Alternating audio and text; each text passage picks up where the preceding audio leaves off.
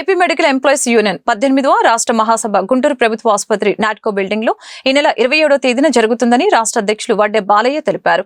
ఈ సదస్సులో గుంటూరు తూర్పు ఎమ్మెల్యే మహమ్మద్ నజీర్ అహ్మద్, ఏఐటియుసి రాష్ట్ర కార్యదర్శి జి ఓబులేసు, రాష్ట్ర అధ్యక్షులు ఆర్ రవీంద్రనాథ్, గౌరవ అధ్యక్షులు వి రాధాకృష్ణమూర్తి పాల్గొంటారని వెల్లడించారు.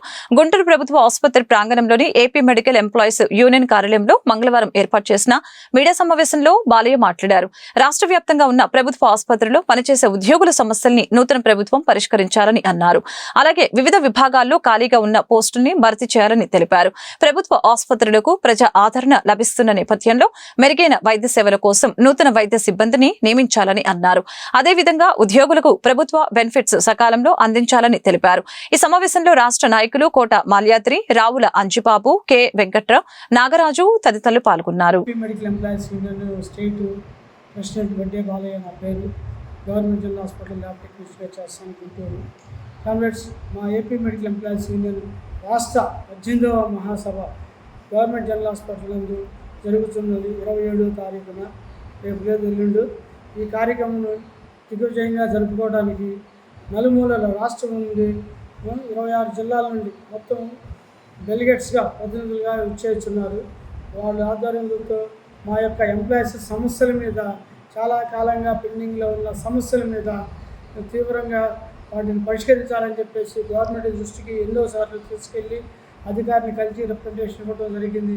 అయినా కానీ కూడా వాళ్ళు ఏ కార్యక్రమాలు కూడా ఏవి కూడా పోస్టులు ఫిలప్ చేయలేదు, భర్తీ చేయలేదు, ప్రమోషన్స్ ఇవ్వలేదు.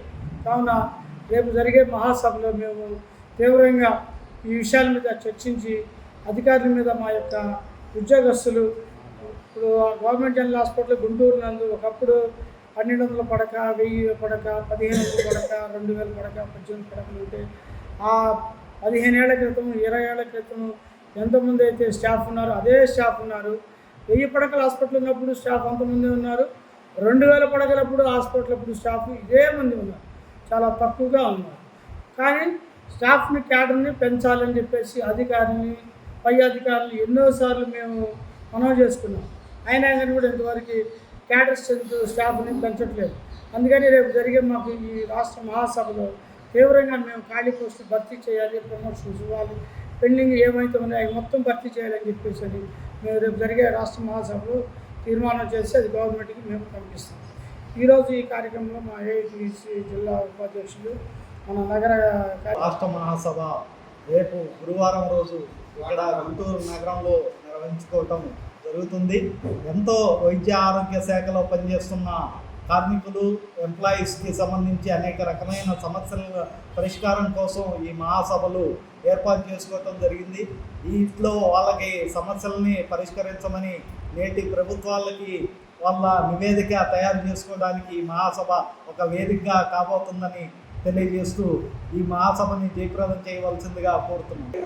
ఎల్లుండు అంటే 27వ తారీఖున మెడికల్ ఎంప్లాయీస్ యూనియన్ రాష్ట్ర 18వ మహాసభలో మరి గుంటూరు నగరంలో వారికి ఆతిథ్యం ఇవ్వబోతా ఉన్నాం. వాటికి సంబంధించి రాష్ట్ర నలుమూల నుంచి కూడా ప్రతినిధులు ఈ రాష్ట్ర మహాసభలో పాల్గొనబోతూ ఉన్నారు. ఈ రాష్ట్ర మహాసభలో మరి రాష్ట్ర ఏఐటీసీ ప్రధాన కార్యదర్శి ఓబులేష్ గారు, అట్లాగే అధ్యక్షులు రవీంద్రనాథ్ గారు, అట్లాగే మరి స్థానిక శాసనసభ్యులు నజీర్ అహ్మద్ గారు వారు కూడా పాల్గొంటూ ఉన్నారు. అట్లాగే మెడికల్ యూనియన్ నాయకులంతా కూడా మరి రాష్ట్ర పెద్ద నాయకత్వం నుంచి నగర నాయకత్వం అంతా కూడా పాల్గొనబోతూ ఉన్నారు. ఈ రాష్ట్ర మహాసభలో మరి అంతా కూడా మెడికల్ ఎంప్లాయీస్ అంతా కూడా పాల్గొని విజయవంతం చేయాలని కోరుతా ఉన్నాం. అట్లాగే ఏదైతే మరి గత ప్రభుత్వం ఈ మెడికల్ ఎంప్లాయీస్ సంబంధించి అనేక సమస్యల్ని మరుగున పెట్టడం జరిగింది.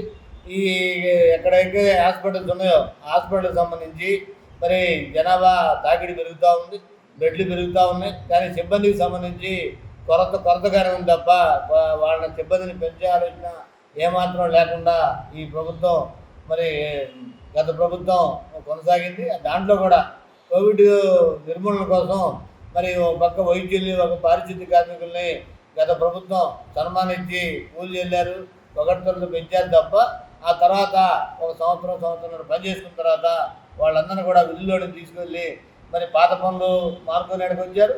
ఈ విధులను తొలగించాక వాళ్ళంతా కూడా రోడ్డు పడ్డారు. వాళ్ళందరూ కూడా విధుల్లో తీసుకోవడం ద్వారా మెడికల్కి సంబంధించి ఏదైతే లోటుగా ఉందో మరి ఎంప్లాయ్మెంటు మరి టైట్గా ఉందో అదంతా కూడా సరిచేయాలని, ఆసుపత్రికి సంబంధించి ఏదైతే రోగుల తాకిడి పెరుగుతూ ఉందో దానికి తగ్గట్టు పేషెంట్లకి మెరుగైన వైద్యం కోసం సిబ్బందిని కూడా పెంచాల్సిన అవసరం ఉంది. అట్లాగే ప్రమోషన్కి సంబంధించి వాళ్ళకి రావాల్సినటువంటి ఇంక్రిమెంట్లు కానివ్వండి,